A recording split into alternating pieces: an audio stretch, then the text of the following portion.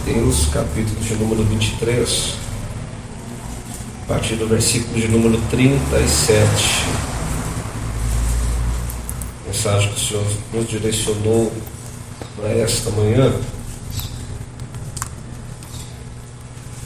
Os irmãos acharam, amém? Que diz assim o texto, Mateus, capítulo 23, a partir do versículo de número 37.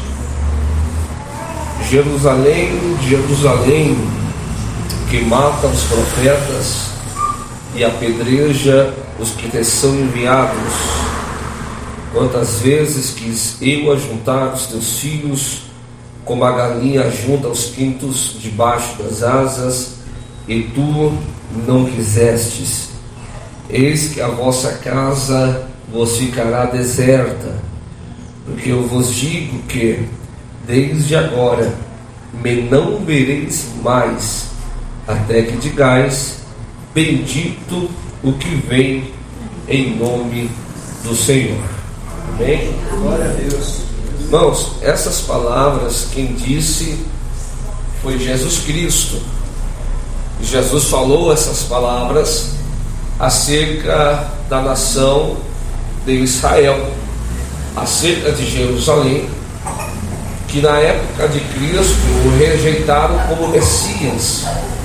Lembrando que para se achegar a Deus existe um caminho, e este caminho foi Jesus quem falou em João capítulo 14, dizendo: eu sou o caminho, a verdade e a vida, e ninguém vem ao Pai se não for por mim. Então o único caminho para se achegar a Deus é Jesus Cristo. Não existe outro caminho. Só que o próprio Cristo disse agora para os judeus: vocês negaram este caminho, vocês rejeitaram este caminho, vocês rejeitaram o Messias, vocês rejeitaram o Filho de Deus. Por conta disso, a vossa casa ficará deserta. E Jesus olhou para esse povo e disse: não me vereis mais, até que digas: bendito seja o que vem em nome do Senhor. Deu para entender até aqui? Então vamos lá, bem devagarzinho hoje. Diante desse texto, diante dessas palavras de Jesus, nós começamos a entender um pouco o que é que está acontecendo nos nossos dias.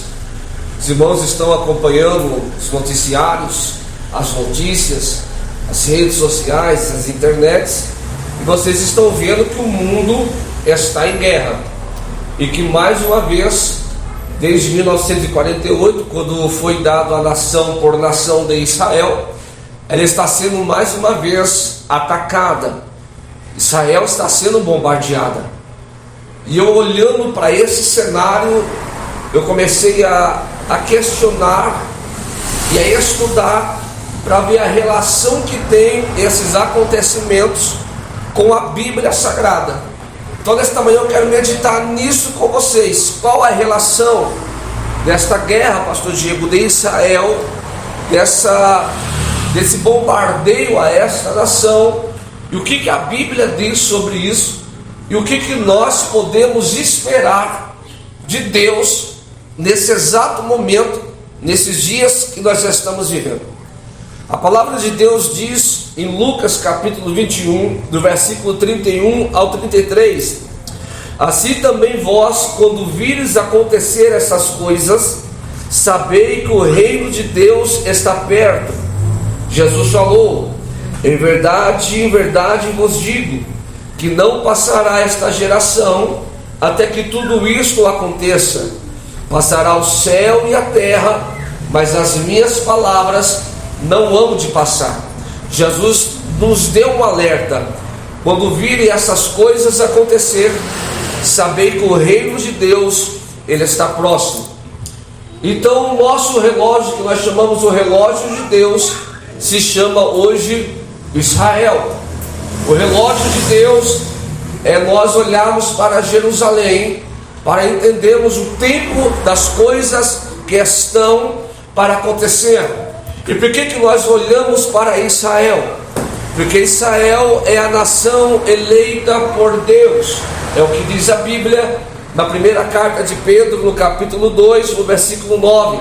Jesus falou para Israel: olha, vós sois geração eleita, sacerdócio real, a nação santa, povo adquirido, para que anuncieis a virtude daquele que vos chamou das trevas para a sua maravilhosa luz. Então Deus, ele tem um carinho especial com Israel. Deus tem um carinho especial com esse povo. E quando nós olhamos para a Bíblia Sagrada, nós vamos ver o cuidado, irmão Marcos, que Deus teve com esse povo.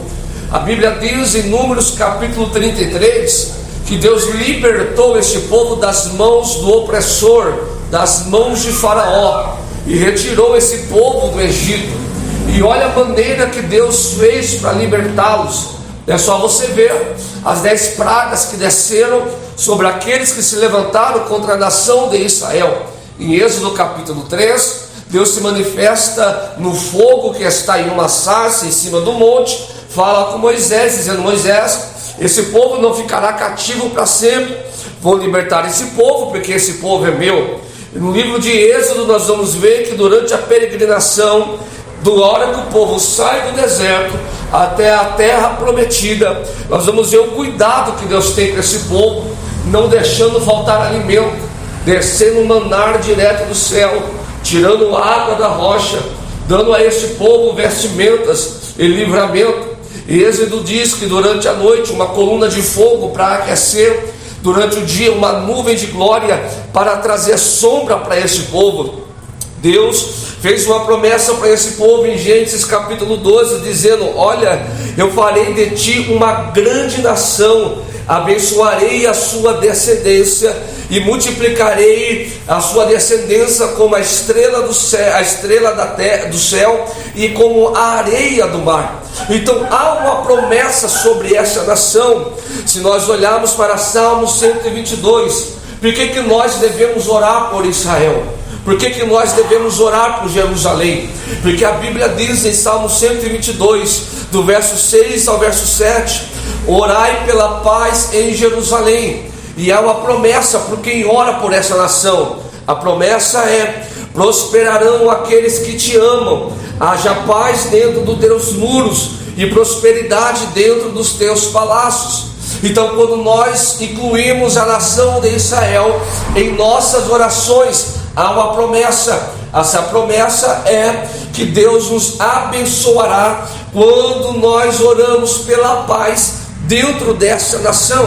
Então começamos a entender que essa nação não é qualquer nação, é um povo escolhido, é um povo que Deus ama, é um povo que Deus elegeu. E quando nós abençoamos Israel, nós somos abençoados. Quando nós oramos pela paz em Israel, nós somos prósperos. Quem entendeu este versículo e quem entendeu que velando por Israel se torna próspero é os Estados Unidos. Você pode ver que os Estados Unidos se tornou uma nação de primeiro mundo. Por quê? Porque os Estados Unidos é um país defensor de Israel. Eles defendem Israel com unhas e dentes. Eles oram por Israel, eles abençoam Israel, tanto que a nação cresceu e se tornou uma nação de primeiro mundo. Só que então, pastor, o que isso tem a ver comigo que sou brasileiro? O que isso tem a ver comigo que estou aqui no Brasil? Qual que é a relação? Nós vamos começar a entender agora. Então os irmãos entenderam que Israel é a nação que Deus escolheu, sim ou não? Sim. Amém. Então qual que é a relação entre essa situação geopolítica que está acontecendo no mundo e as Escrituras? Nós vamos entender isso nesta manhã. Mateus capítulo 24, verso 6 e o verso 8. Eu vou ler para os irmãos. Mateus 24, versículos 6 e 8 diz: e ouvireis de guerra. Isso aqui foi Jesus que disse em cima do Monte das Oliveiras: e ouvireis de guerra e rumores de guerra. Olhai, não vos assustei, porque tudo isso precisa acontecer, mas ainda não é o fim.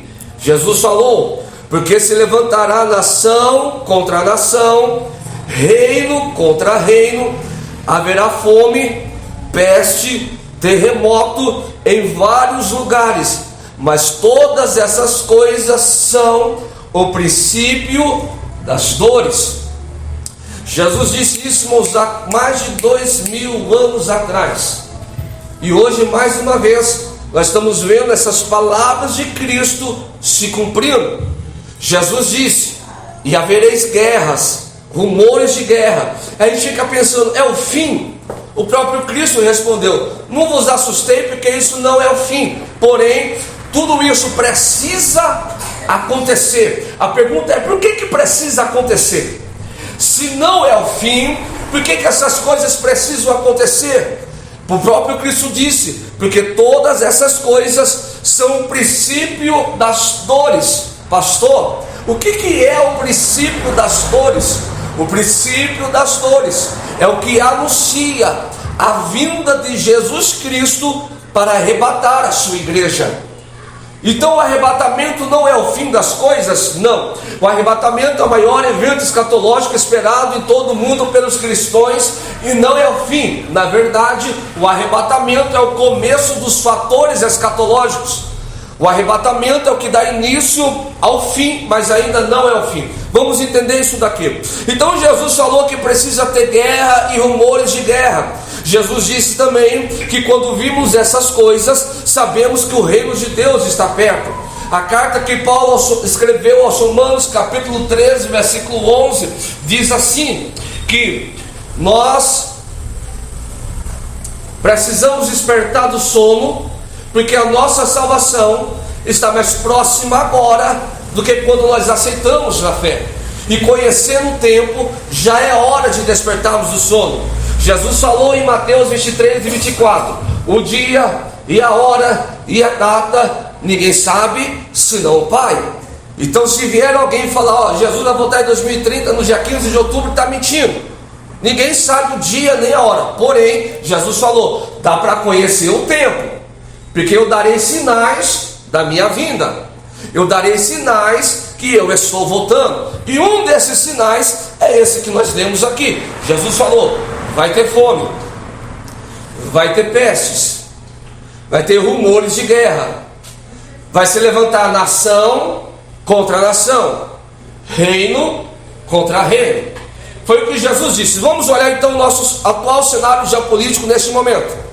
No dia 7 de outubro, o grupo chamado Hamas, o grupo terrorista islâmico, lança uma grande ofensiva a partir da faixa de Gaza contra o lado sul de Israel, e com isso inicia-se uma guerra. Só que diferente das outras guerras que nós tivemos, principalmente a guerra dos 6 dias, a guerra de alguns anos atrás, quando eles invadiram Israel, essa guerra que está acontecendo agora está tomando uma proporção tão grande que já é notícia no mundo inteiro que Israel nunca teve um ataque como está acontecendo agora. Então no dia 7 de outubro, esse grupo chamado Hamas invadiu Israel, bombardeou Israel, e ali começa-se uma guerra. Isso no dia 7. Com isso, no dia 16 de outubro, o presidente Joe Biden, que é o presidente dos Estados Unidos, olhou para Israel e disse: vocês não estão sozinhos na guerra. Mais uma vez, a nação dos Estados Unidos se levanta a favor de Israel. Se vocês acompanharam os noticiários, Israel recebeu das mãos dos Estados Unidos 15 mil soldados para ajudar na guerra, e os 2 maiores portas-aviões do mundo, Joe Biden enviou para Israel para ajudar eles na guerra. Então a guerra contra esse grupo, irmãos, os Estados Unidos odeiam terrorista, não é isso, meu Marcos? Meu Marcos de segurança, ele sabe disso. Se levantou a nação de Israel, eles convocaram mais de 500 mil reservistas. Olha o exército que Israel está montando: 15 mil reservistas. Israel tem o maior ataque aéreo do mundo. Não só obstante isso, os Estados Unidos mandam agora 15 mil soldados e mais 2 porta-aviões, os maiores do mundo, carregados de caças, para Israel. Então se uniu 2 grandes potências. E o mundo olhando isso disse: não, nós não podemos deixar. Olha o que está acontecendo. No dia 24 de outubro, o presidente Vladimir Putin, presidente da Rússia, ameaça Israel com mísseis hipersônicos, dizendo: Israel, se você vai se levantar, os Estados Unidos, se você vai se levantar contra Israel, a Rússia, que já está em guerra com a Ucrânia, está indo contra vocês também. Então agora nós temos uma aliança entre Israel e os Estados Unidos, e nós temos agora a potente Rússia marchando contra os Estados Unidos, porque elas estão apoiando Israel. E não podemos esquecer que há quase 2 anos a Rússia já está em guerra com a Ucrânia. Olha o cenário acontecendo. No dia 19 de outubro, o presidente Jinping, presidente da China, olhou essa situação e viu que a Rússia e a Ucrânia estão em guerra, que a Rússia está ameaçando os Estados Unidos, está vendo que Israel está em guerra com a faixa de Gaza, com esse grupo chamado Hamas e esse grupo chamado Hezbollah. E o que o presidente Jinping da China disse? Teve uma reunião na ONU e ele sugeriu que fosse criado um único governo para liderar todo o mundo. Um único governo acabaria com essa guerra e estaria na frente, na liderança de todo mundo. E qual o perigo de se ter um único governo mundial? Vai acontecer isso? Vai acontecer. Nós vamos ter um governo mundial. O líder supremo do Irã, eu não sei dizer o nome dele, mas isso aqui é difícil pra caramba, mas o líder do Irã, ele é apoiador do Hamas e é apoiador do Hezbollah ao ataque a Israel. O Irã defendeu, patrocinou e investiu o ataque do Hamas e do Hezbollah, que é muito mais perigoso do que o grupo Hamas, para invadir Israel. Então, olha o cenário que está acontecendo. Nós estamos em guerra. Tem a Ucrânia, a Rússia, a Coreia do Norte, os Estados Unidos, a China. E agora teve uma reunião no dia 20 de outubro, onde o presidente da Coreia e o presidente da Rússia pressionaram o Brasil, para o Brasil se posicionar contra essa guerra. E você sabe qual foi a posição do Brasil? Em vez de o Brasil ficar do lado de Israel, o Brasil falou assim: nós vamos apoiar o Hamas, o grupo terrorista. Olha o cenário que está acontecendo. Então, nós estamos começando uma terceira guerra mundial. Há uma proporção, há um cenário acontecendo, podendo se tornar a terceira guerra mundial. E nós vamos vendo que as nações estão se unindo contra uma nação. Que é a nação que está aqui? A nação de Israel. Quem está entendendo isso, diga amém. Amém. Vamos lá. Então você está entendendo que há um cenário se formando para uma terceira guerra mundial, e esse cenário está voltado para Israel, para destruir Israel. Lembra o que Jesus falou?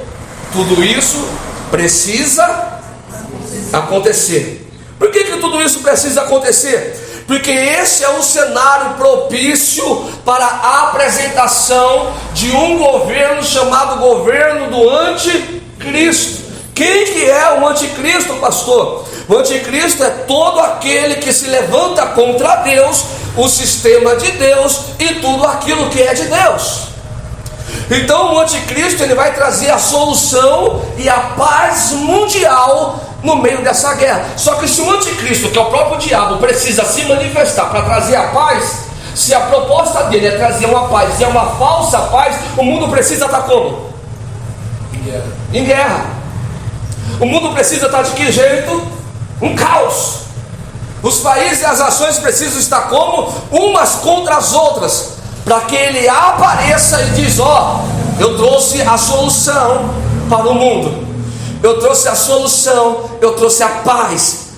E esse governo já está posto, esse governo já está preparado, esse governo já está introduzido no mundo, mas só tem um fator que impede que esse governo do anticristo ele assuma e apareça de vez. Eu vou ler um negócio para você.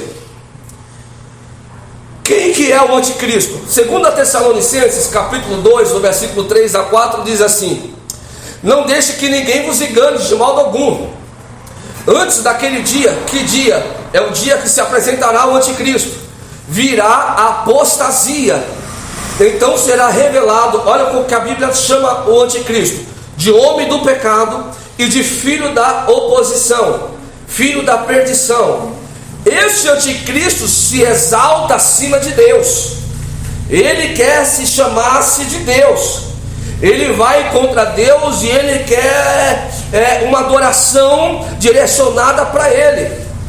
Ele vai chegar a se assentar no santuário de Deus, proclamando que ele é Deus. Isso aqui é o anticristo.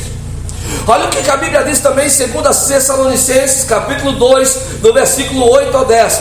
Então será revelado o perverso, o anticristo, a quem Jesus matará com o sopro da sua boca, destruirá pela manifestação da sua vinda. Aí olha o que a Bíblia diz: a vinda desse perverso, o anticristo, é segundo a ação de Satanás, com todo o seu poder. O anticristo aparecerá com sinais, com maravilhas enganadoras, fará uso de todas as formas de engano, de injustiça, para os que estão perecendo hoje na guerra, porque rejeitaram o amor da verdade que poderia nos salvar. Pastor, você leu aí, eu não entendi nada. Eu vou te explicar. Paulo, quando ele está escrevendo na igreja de Tessalônica, ele avisou sobre esse governo do anticristo e disse: esse homem é o homem do pecado, é o homem da perdição, é o homem perverso, que se levantará contra Deus. Tudo aquilo que é de Deus tentará se colocar, se assentar no trono que é de Deus. E o pior é que antes dele aparecer, há um sinal. Está no versículo 8 de 2 Tessalonicenses, do capítulo 2. Ele diz: esse sinal é apostasia. Pastor, está complexo. O que é apostasia? Apostasia não é para o mundo. Apostasia não é para os ímpios. Apostasia é para os crentes. Porque o que é apostasia? É se apostatar da fé, é se esfriar na fé. E hoje, infelizmente, louvo a Deus, pastor Diego, culto de manhã, igreja cooperada. Mas hoje em dia, o que mais nós estamos vendo dentro das igrejas, independente da placa, é apostasia.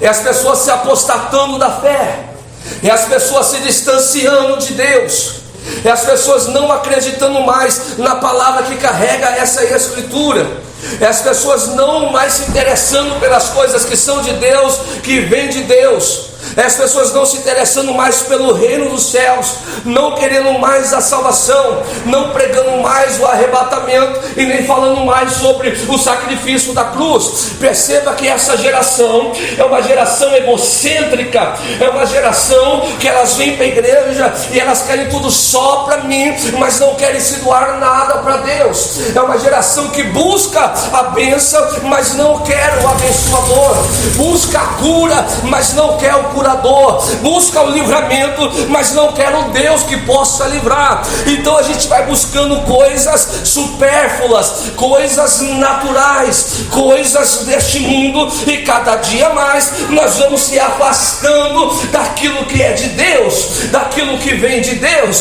Perceba que essa geração é assim: se Deus não me der o que eu quero, eu não vou mais para a igreja. Se Deus não responder a minha oração, eu não oro mais. Se Deus não me der o carro que eu quero, a casa que eu quero, a conta que eu quero, aquilo, então se Deus não serve, Deus não é Deus de barganha, Deus é Deus de relacionamento. Tanto que a Bíblia diz que quando Deus criou Adão, deixa eu te dizer uma coisa, tem gente que diz: ai, Deus me criou para adorar.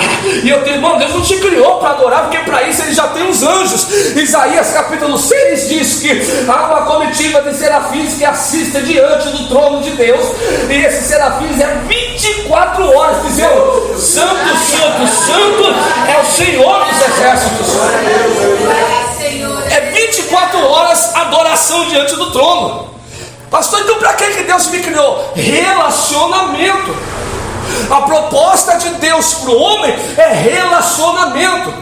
A proposta de Deus para o homem é intimidade.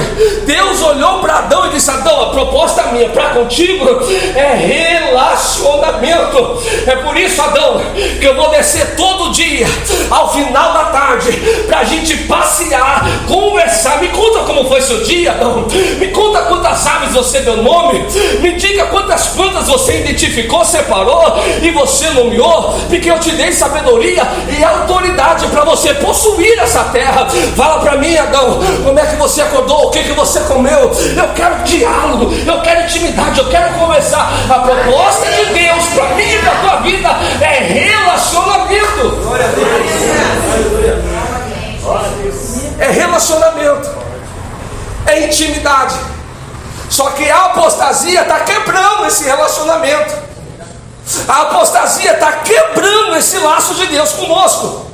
Deixa eu te dizer uma coisa: você se relacionaria com a pessoa que só lembra de você quando precisa?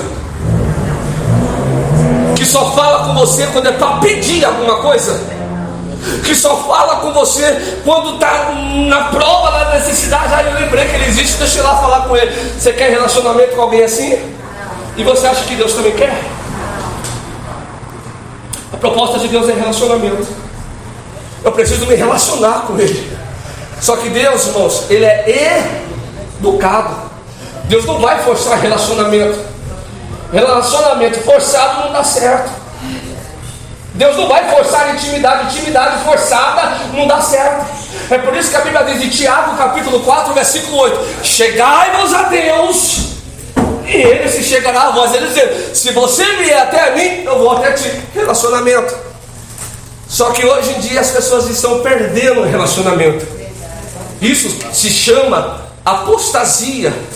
Apostasia é um sinal dos últimos tempos, que Jesus está dizendo. O cenário mundial para a apresentação do anticristo está aí. Por quê? Porque ele vai se revelar. Olha o que aconteceu na ONU. Teve uma reunião essa semana. Dentro da agenda da ONU para 2030, há 17 objetivos, 169 metas que visam transformar o mundo inteiro. Entre eles, dentro desses 169 metas, a principal, que engloba todas elas, é a paz universal. De acordo com as informações da própria ONU, precisamos de uma só liderança política, e essa liderança política precisa ser mais determinada e ousada. Ou seja, o que a ONU está dizendo é o que Tindim diz: precisamos de um só governo. Então as coisas estão acontecendo. Saudoso pastor Antônio Gilberto, ele escreveu em seu livro Calendário da Profecia. Ele diz: olha o que vai estar acontecendo para o anticristo aparecer. O espírito da desobediência, da rebelião, do ateísmo, do materialismo, a indiferença para com tudo o que é de Deus, a imoralidade, a indecência e a violência estão executando a sua obra demolidora a passos largos. O diabo já preparou o palco para o reino das trevas. O diabo já preparou o palco para a revelação da pessoa do anticristo. E como é que ele preparou? Vamos lá, vamos esmiuçar isso aqui. Desobediência. Hoje ninguém mais obedece pai, não obedece mãe, não obedece pastor, não obedece líder, não obedece mais ninguém. Hoje cada um faz o que quer, como quer e do jeito que quer. Segundo, o ateísmo. O que é o ateísmo? É a falta de fé, é negar-se a Deus. Terceiro, materialismo. Hoje as pessoas só pensam na matéria, esquece o que é do céu. A indiferença para tudo que é de Deus. E o pior, a imoralidade. Eu estava ouvindo a irmã contando um testemunho que naquela época não podia usar nem calça comprida, né, irmã? Eu fico imaginando se naquela época eu não podia usar, e hoje, irmão,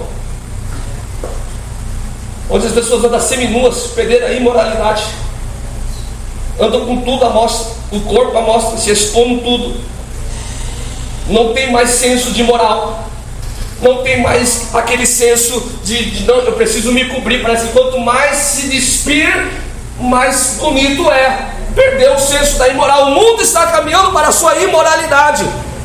A violência é executada, caminhando a passos largos, numa demolidora. É o que nós estamos vivendo. Então você vai ver que da mesmo jeito, irmão, Satanás, ele é imitador de Jesus. Eu vou repetir isso aqui para você entender. Olha aqui, Satanás imita tudo aquilo que é de Deus. Se Deus, para revelar a pessoa de Jesus Cristo, usou os seus profetas, usou Isaías, está em Isaías capítulo 9, versículo 6, porque um menino vos nasceu e um filho se vos deu, e o seu nome seria chamado Maravilhoso, Conselheiro, Deus Forte, Pai da Eternidade, Príncipe da Paz. Se Deus usou a pessoa de João Batista, que foi chamado como aquele que prepara o caminho para a chegada do Messias, se o diabo imita Jesus, então ele está preparando o caminho para o anticristo aparecer. Deixa eu te dizer uma verdade. Ele vai aparecer. Ele vai ser revelado. Agora vem algo interessante para você guardar nessa manhã. Quem está me entendendo, diga amém. Amém. Glória a Deus.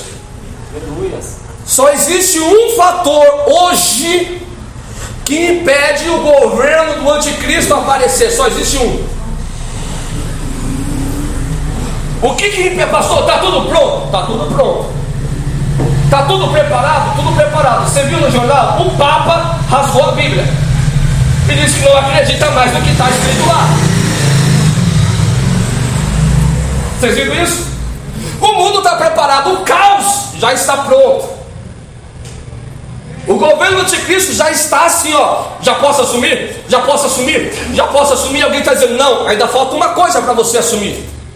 O que falta para o governo do anticristo aparecer? O que falta para o governo do anticristo assumir e ser revelado? O que falta é isso aqui. Eu vou dizer para você. 2 Tessalonicenses capítulo 2, do versículo 6 ao versículo 8. E agora vós sabeis que o que o detém, para que a seu próprio tempo seja manifestado, porque já o mistério da injustiça opera. Qual é esse mistério? É o anticristo. Paulo diz: somente um há que agora o retém, até que do meio ele seja tirado, então será revelado o anticristo. 2 Tessalonicenses capítulo 2, do versículo 6 a 8. Eu vou explicar para você o que Paulo disse. Só tem um, não tem outro. Só tem um, que ele está mais ou menos assim: o anticristo não vai assumir agora, porque tem algo para acontecer. O anticristo está empurrando e tem um que está dizendo: você não vai assumir. Quem é esse que está impedindo o anticristo de assumir? Diga assim comigo: Espírito Santo. É ele que está impedindo. O Espírito Santo está assim: não, você não vai agora. Ainda não. Você não vai ser revelado agora. Você não vai aparecer agora, porque tem alguma coisa que precisa acontecer. E o que é que precisa acontecer para o anticristo ser revelado? A Bíblia diz que o anticristo só pode ser revelado para o mundo depois que acontecer o que está em 1 Coríntios capítulo 15, versículo 51. E o que é que está em 1 Coríntios capítulo 15, versículo 51? Eu vou te dizer: e eis que eu vos digo um mistério. Na verdade, nem todos nós morreremos, mas todos seremos transformados. Como isso vai acontecer? Em um momento, num abrir e fechar de olhos, ante a última trombeta, porque a trombeta soará e os mortos ressuscitarão primeiro, incorruptíveis, e depois nós que estamos vivos seremos transformados. O que precisa acontecer para o anticristo aparecer é o arrebatamento da igreja. Glória a Deus. Aleluia. Ele não pode ser revelado enquanto a igreja está na terra.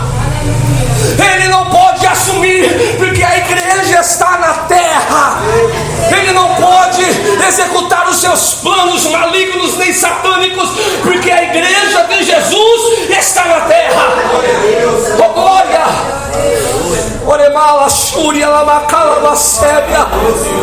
Ele não pode ser revelado, porque a igreja está na terra. Sabe o que está acontecendo agora? Vem cá, pastor Gino, para você entender. figurativamente. Você é o anticristo. Eu sou o Espírito Santo. A terceira pessoa da Trindade, o Espírito Santo, conversa com quem? Com Deus. Não é isso? A Bíblia não fala que Ele intercede por nós com gemidos inexprimíveis? A Bíblia não diz que Ele interpreta aquilo que nós não conseguimos falar diante de Deus? Então o Espírito Santo conversa com o Pai, sim ou não? Sim. Então tá. Você é o anticristo, você quer entrar. Não, você é o anticristo. Isso falei? Tá certo? Você é o anticristo, você quer entrar. Sim. Eu sou o Espírito Santo. Eu estou dizendo, não. Você vai tentando entrar ainda, não. Mas Jesus, Ele quer entrar. E aí, quando é que vai ser? A igreja está ali. Ele não pode entrar. E Deus está dizendo, aguenta aí, que eu vou soprar o toque da trombeta. Aguenta aí, que eu vou soprar o toque do alarido. Aguenta aí, que a voz de arcanjo já vai aparecer. Aguenta aí, que a igreja já vai subir. Aí de repente vem o toque da trombeta, vem a voz de alarido, vem a voz de arcanjo. Aí o Espírito Santo vai dizer, a igreja não está mais aqui, faz o que tu quiser, porque eu estou subindo com a minha igreja lá para as nuvens, a encontrar com Deus. Oh, glória!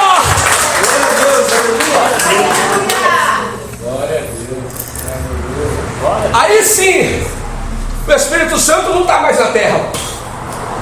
Aí sim, a igreja não está mais aqui. Aí pensa no caos que vai ser. Alguém vai passar aqui nessa rua e ver a igreja aberta, mas vazia, porque os crentes foram arrebatados. Amém, Jesus. Microfone no chão, camisa no chão, som ligado, teclado vai ficar aí. E alguém vai dizer, cadê os crentes? Cadê aquele povo da igreja azul? Cadê aquele povo do domingo de manhã?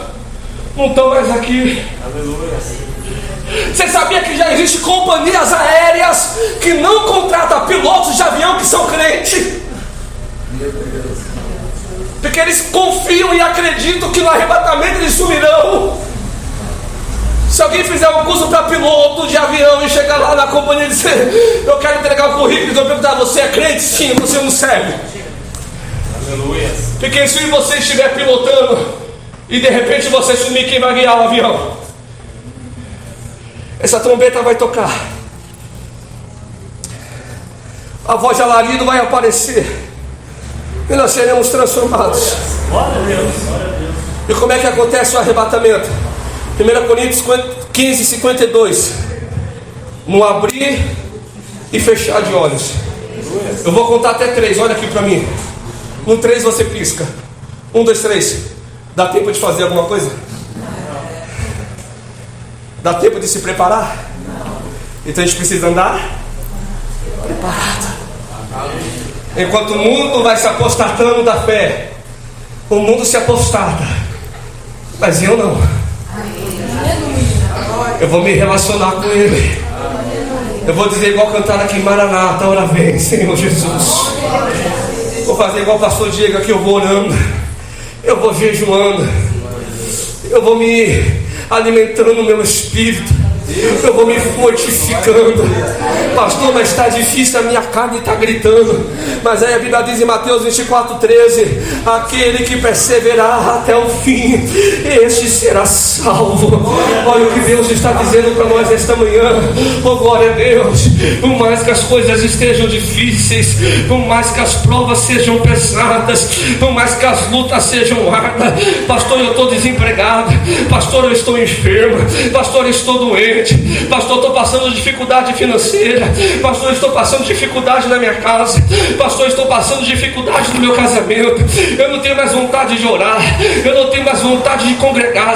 Aí Deus vem te dizendo: arranca a força da onde você não tem, persevera até o fim, porque você será salva. Salmo 123 verso 5 diz: os que semeiam em lágrimas colherão com alegria.